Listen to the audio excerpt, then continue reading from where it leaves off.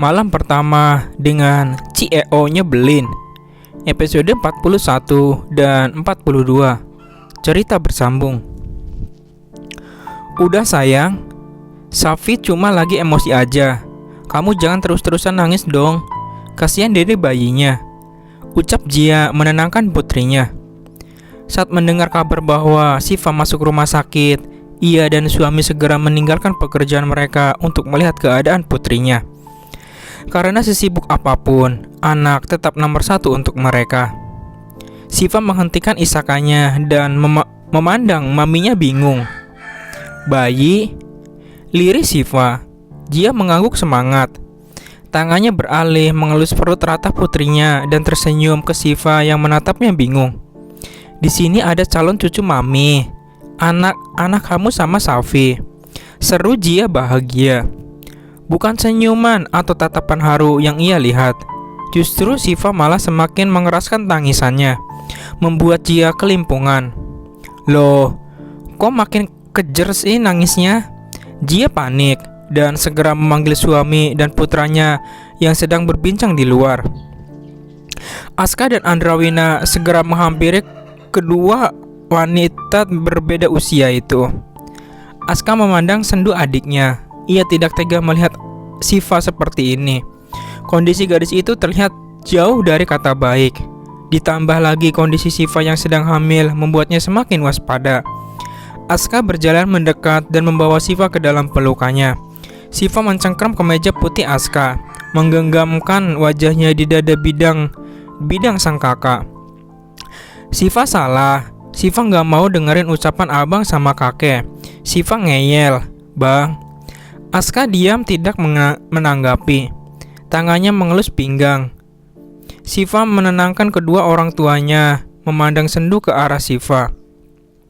Putri kecil mereka terlihat rapuh dan untuk pertama kalinya mereka melihat Siva seperti ini. Papi harus bicara sama Safi, Andrawina berucap tegas. Ajak papa, sahut Jia yang diangguki suaminya. Aku pergi dulu, kamu sama Aska jagain Siva. Kalau ada apa-apa kabarin aku. Andrawina mengecup kening istrinya. Setelah itu berjalan mendekati Siva. Diusapnya pelan perban yang melingkari kepala putrinya. Papi keluar sebentar. Siva jangan gini lagi. Kita semua gak suka lihatnya. Siva harus bangkit. Ini hanya kesalahpahaman. Kita cari jalan keluarnya sama-sama ya. Hapus air mata kamu. Udah bengkak ini sayang. Kasihan cucu papi, nanti ikutan sedih. Jangan nangis lagi. Ditemenin sama abang dan mami dulu ya. Papi ada keperluan sebentar. Andrawina tersenyum. Setelah itu mengecup pipi anaknya, kemudian berlalu pergi setelah mendapat angkukan dari putrinya. Selanjutnya, di lain sisi, Safi melajukan mobil dengan kencang. Tidak peduli dengan suara klakson mobil yang saling bersahutan karena ulahnya. Pikirannya kacau. Setelah mendapat bermacam cercaan, ia memutuskan meninggalkan rumah sakit untuk menenangkan diri. Sebrengseknya Safi, ia masih mengingat tugasnya menjadi suami.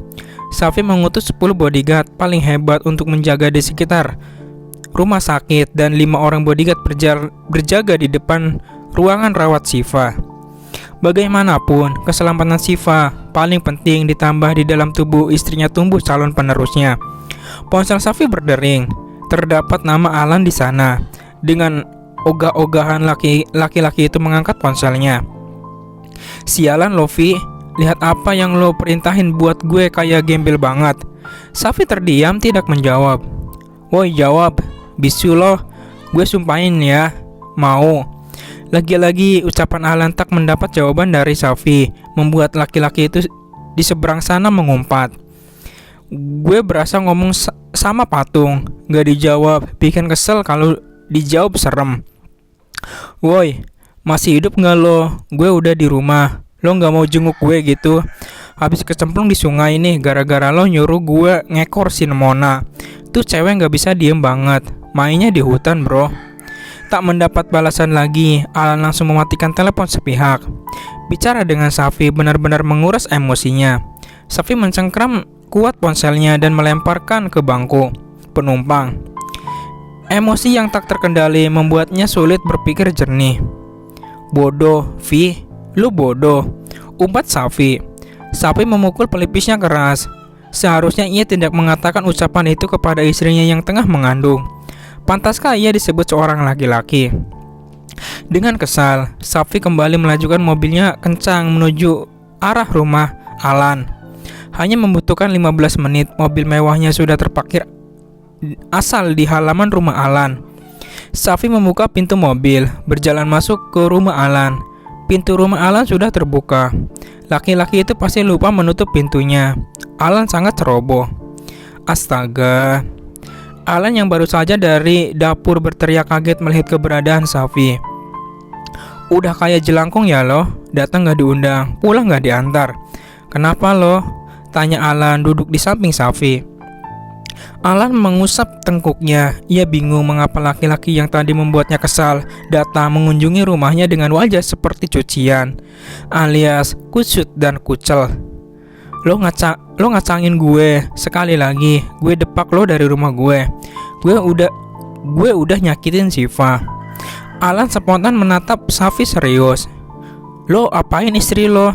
Jangan-jangan lo minta cerai ya? Alan memicingkan matanya menatap Safi. Ia sedikit takut-takut mengucapkan candaan itu.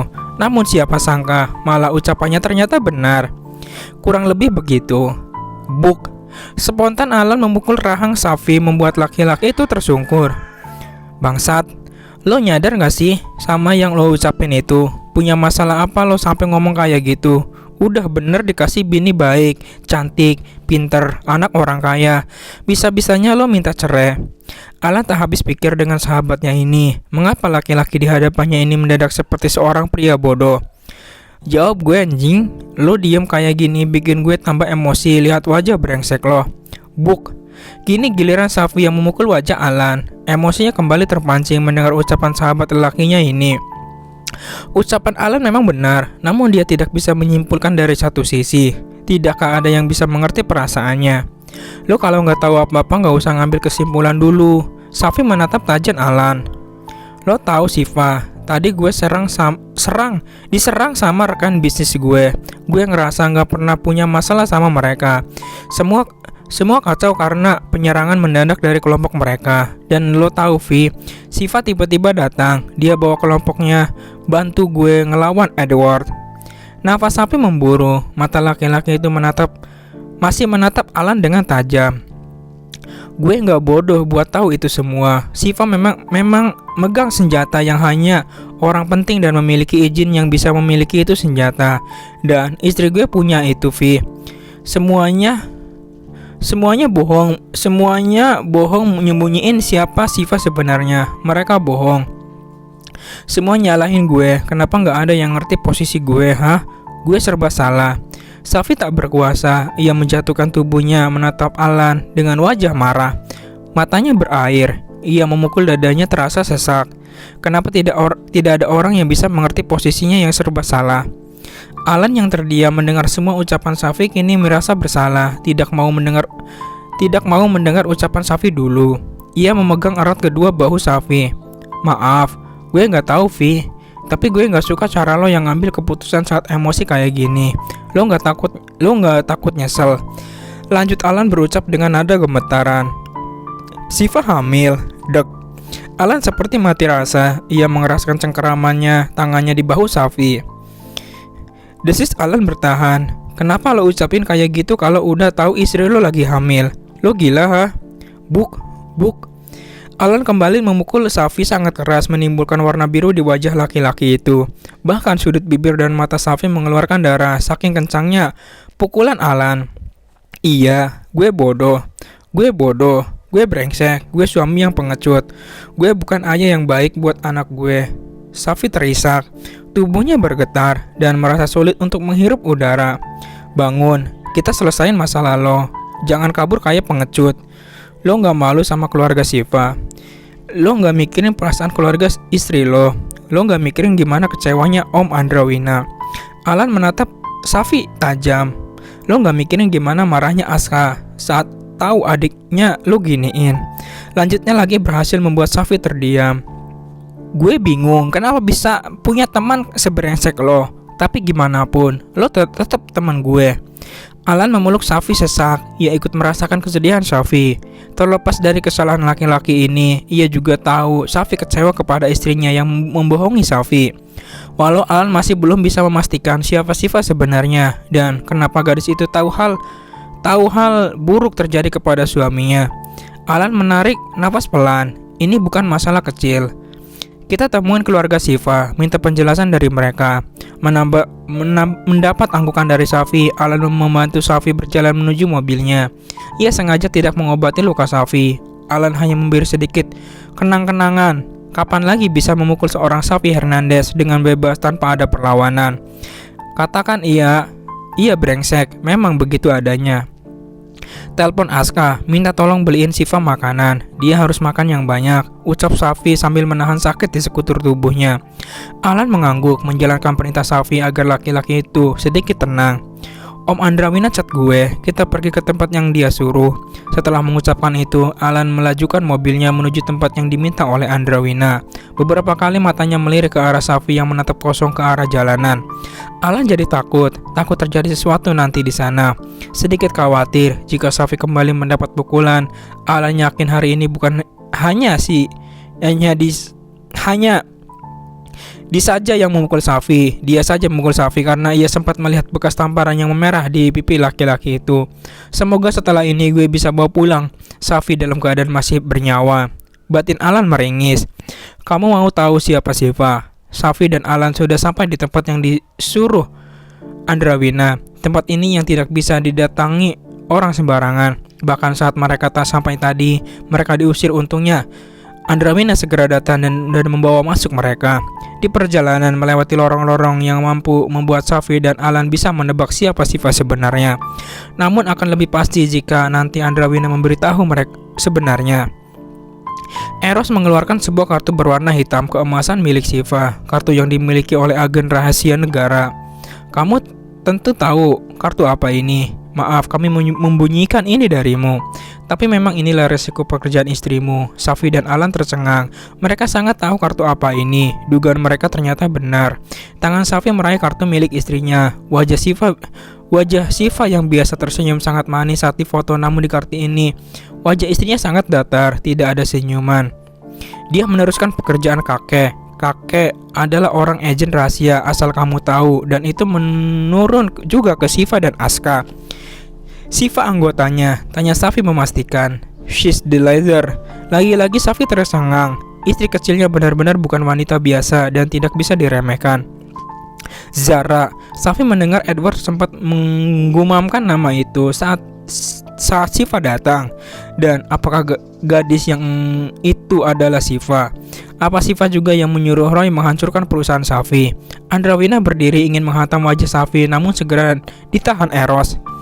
Dengarkan ini baik-baik. Eros mulai menekan rekaman yang dikirim oleh anak buahnya. Tuan, Edward bekerja sama dengan Oscar, ayah kandung Venus. Dalam pembicaraan mereka menyebutkan bahwa Edward menyuruh Rio untuk mengatakan bahwa orang yang bernama Zara lah dibalik dalangnya semua masalah yang menimpa Tuan Safi. Terkait dengan kejadian penyerangan di villa beberapa bulan lalu, bukan orang yang bernama Za itu pelakunya, tapi Edward. Zara adalah orang yang sama. Dia adalah Nona Siva. Dapat saya simpulkan bahwa mereka membuat seolah-olah Nona yang melakukan semua ini. Mereka juga akan menjadikan Mona anak tiri Oscar menjadi umpan selanjutnya.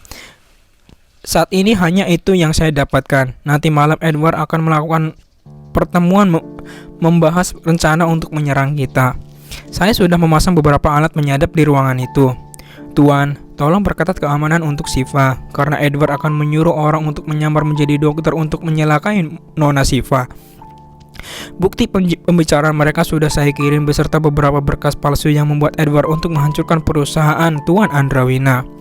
Eros memastikan rekaman yang dikirim anak buahnya yang ia tugaskan untuk memata-matai Edward. Ya, yang menjadi supir Oscar saat itu adalah suruhan Eros. Ia tahu semua, namun akan lebih baiknya ia mencari bukti untuk membuat Safi percaya.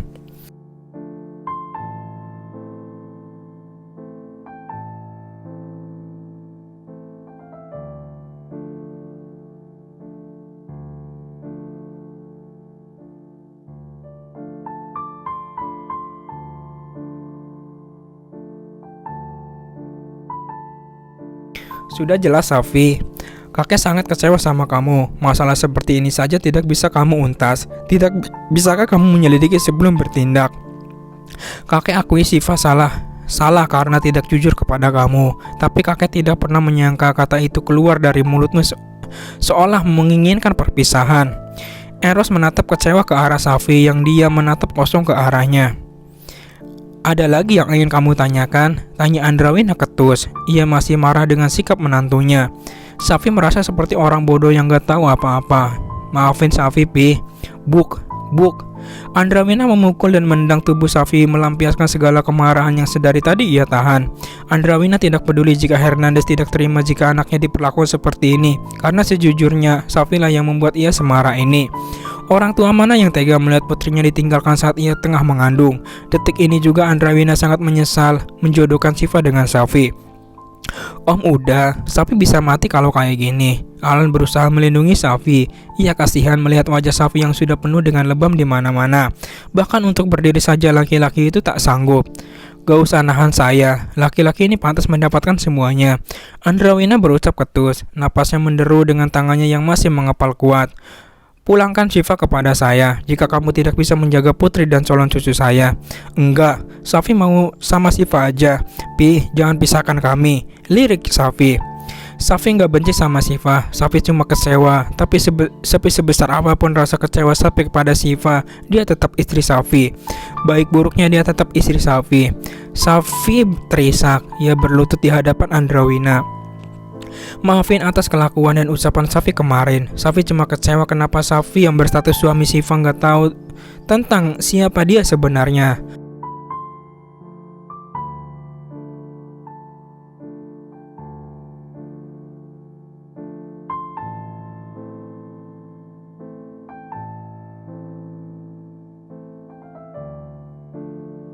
Maafin Safi. Andrawina langsung mengangkat Safi agar berdiri dan membawa laki-laki itu ke pelukannya. Safi memang brengsek, tapi akan lebih brengsek jika ia melepas tanggung jawabnya. Lagi pula ia juga merasa bersalah karena ikut membohongi Safi. Janji sama papi, cukup sekali ini aja kamu bikin Siva kayak gini. Kalau ada masalah selesain dengan kepala dingin. Safi mengangguk cepat. Safi janji, bunuh Safi jika melanggar. Andrawina tersenyum tipis, walaupun berat untuk memaafkan Safi, terlebih ia masih sakit hati dengan ucapan Safi yang menyakiti Siva.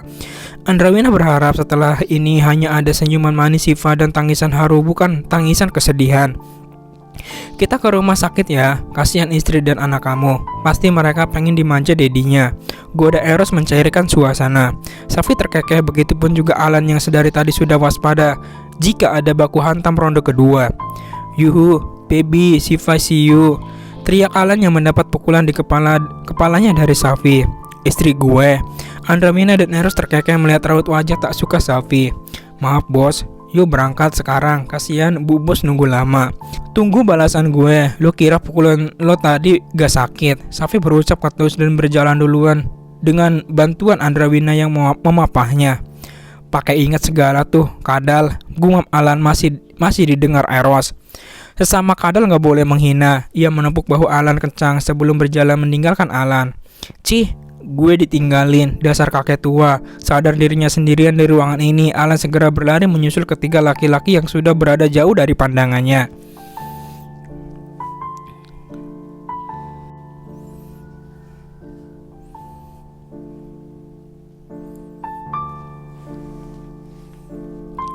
Gue takut.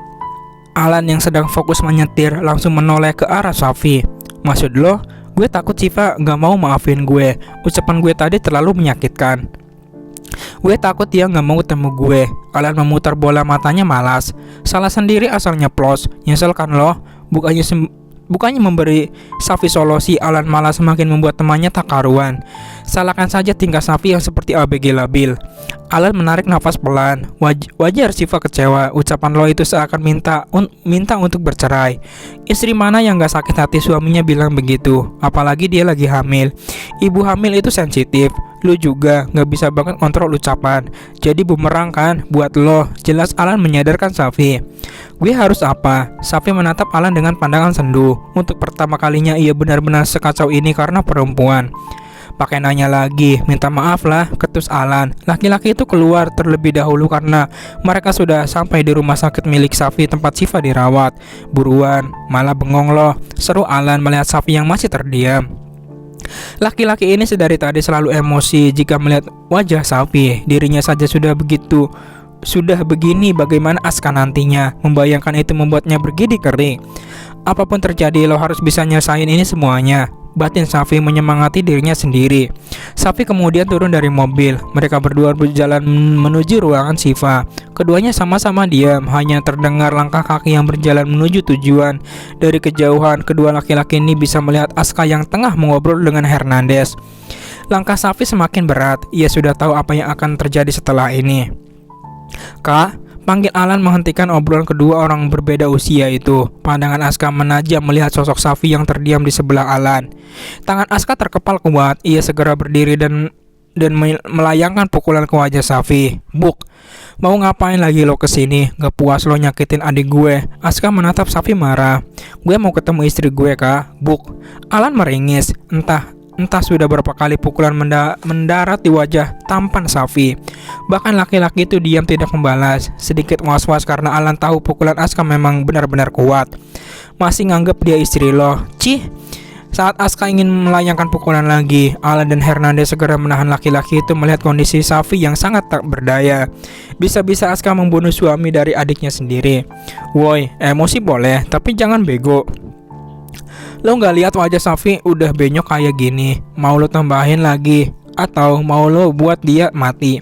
Alan menahan tubuh Aska. Tatapan laki-laki itu masih menajam menatap Safi. Biarin aja si pengecut ini mati. Geram Aska mencengkeram ke arah kemeja Safi. Om, mohon Aska, jangan seperti ini. Kita selesain masalah ini baik-baik. Om sama seperti kamu, sangat marah dengan kelakuan Safi. Tapi sebejat apapun dia tetap anak Om. Om juga gak akan terima kalau anak Om kenapa-napa. Tolong ingat, ini di rumah sakit. Kasihan Syifa kalau sampai dengar kalian ribut. Kamu mau bikin dia stres. Dokter juga tadi bilang kalau Syifa gak boleh banyak pikiran. Itu akan mempengaruhi janinnya, calon keponakan kamu. Hernandez menatap Aska dengan tatapan memohon. Benar apa yang dikatakan Om Hernandez. Lo mau ponakan lo gak punya bapak kalau lo bunuh Safi. Wajar Safi kecewa, Kak. Dia merasa gak dianggap sebagai suami. Alan bermaksud menengahi. Jangan mewajarkan hal yang gak wajar, sahut Aska masih emosi. Pintu ruangan Syifa terbuka. Valen menyembulkan kepalanya, namun ia enggan menatap Safi walaupun kondisinya anaknya yang memprihatinkan. Aska, dipanggil sama Syifa. Ucap Valen lembut membuat Aska melepaskan cengkeraman tangan ke arah kemeja Safi. Tanpa sepatah kata pun laki-laki itu masuk meninggalkan ketiga laki-laki yang menatapnya nanar. Kamu tunggu di sini dulu, biar Daddy yang ngomong sama Aska. Alan, tolong bawa Safi buat ngobatin lukanya. Baik Om. Alan memapa Safi pergi ke UGD untuk mengobati luka Safi. Safi tidak menolak. Tubuhnya sedari tadi sangat lemas ditambah dengan pukulan Aska yang mampu membuatnya tak bisa berkutik. Belum sampai ke UGD, kesadaran Safi mulai hilang. Samar-samar ia mendengar teriakan Alan yang memanggilnya petugas medis. Selanjutnya, apa yang akan Papa lakukan pada gadis itu? Venus berucap seraya meneguk segelas wine miliknya. Saat ini Venus tengah berada di sebuah private room tempat berlangsungnya rapat untuk rencana penyerangan kedua Andrawina dan Hernandez. Namun Edward pergi terlebih dahulu untuk menyiapkan kejutan untuk Mona. Venus baru muncul setelah rapat selesai. Jadinya ia tidak tahu menahu tentang rencana papanya dan Edward. Papa mau jual dia kepada Edward. Mona akan dijadikan umpan untuk menghancurkan keluarga Hernandez dan Andrawina. Tapi sebelum itu mungkin Edward akan sedikit bermain dengan gadis itu. Oscar dan Venus terkekeh. Keduanya kembali meneguk segelas wine. Lantas rencana apa yang akan dilakukan Edward setelah mendapatkan Mona? Dia akan mengancam gadis itu untuk melakukan semua rencana Edward, termasuk membunuh Zara dan Safi. Apa kita ikut turun tangan? Tentu saja, untuk membalaskan dendam kita. Seringai muncul di wajah keduanya. Di balik itu semua terdapat orang yang tersenyum licik mendengar pembicaraan mereka lewat earphone yang ia kenakan satu persatu. Bukti sudah ia dapatkan, tinggal menunggu kejutan yang akan didapatkan oleh tikus-tikus bodoh ini. Selanjutnya, Malam harinya, Safi mengendap masuk ke dalam ruangan Syifa. Setelah pingsan tadi, ia memutuskan untuk beristirahat sebentar memulihkan pikirannya. Dengan bantuan Eros, ia bisa mendatangi kamar inap Syifa di jam yang menunjukkan pukul 1 malam. Safi berjalan mendekati ranjang Syifa. Istrinya tampak tertidur pulas. Walau terlihat pucat, namun kecantikan natural Syifa tidak bisa ditutupi. Tangan Safi meraih tangan Syifa. Tangan Safi meraih tangan Syifa. Digenggamnya tangan mungil istrinya. Safi duduk di kursi yang berada di samping ranjang Syifa. Ia melungkupkan kepala di tangan Syifa, menumpahkan tangisnya di tangan yang terinfus. Safi menangisi kebodohan dirinya sendiri. "Maafin aku sayang, maafin Dedi." Safi makin terisak, dadanya terasa sesak melihat mata sembab istrinya. Tambahan rasa sakit di wajahnya karena pukulan dari dedinya, Alan, papi Syifa, bukan ditambah lagi oleh Aska benar-benar seperti membunuhnya. Namun Safi sadar mereka melakukan itu karena ia melakukan kesalahan yang sangat fatal. Safi mewajarkan itu. Ia tak peduli lagi pada lukanya. Sekarang ia hanya membutuhkan pelukan Syifa. Safi benar-benar tidur rindu dimanja istrinya. Erang Syifa merasa terusik dengan suara dan berat di tangannya karena ulah Safi. "Sayang." Syifa yang menyadari kehadiran Safi mengalihkan pandangannya, menatap ke samping. Ia menghempas tangan Safi saat merasa genggaman tangan mereka mengerat. "Untuk apa kakak kesini lagi? Belum puas sama ucapan kakak tadi? Atau kakak kesini mau minta jawaban Syifa soal pertanyaan tadi?" Syifa mencerca Safi dengan pertanyaan. Ia tidak menyadari wajah penuh lebam suaminya. "No, I'm sorry. Aku emosi. Aku gak sadar ngucapin kalimat itu. Sayang, maafin kesalahan aku. Ini terlalu berat buat aku. Aku mohon." Safi memandang nanar istrinya. Sebenci itulah Syifa hingga enggan menatapnya. Ngucapin kata maaf memang gampang banget. Syifa tahu kakak emosi kecewa, tapi apa harus ngucapin kalimat itu? Syifa lagi hamil, anak kakak di sini di perut Syifa.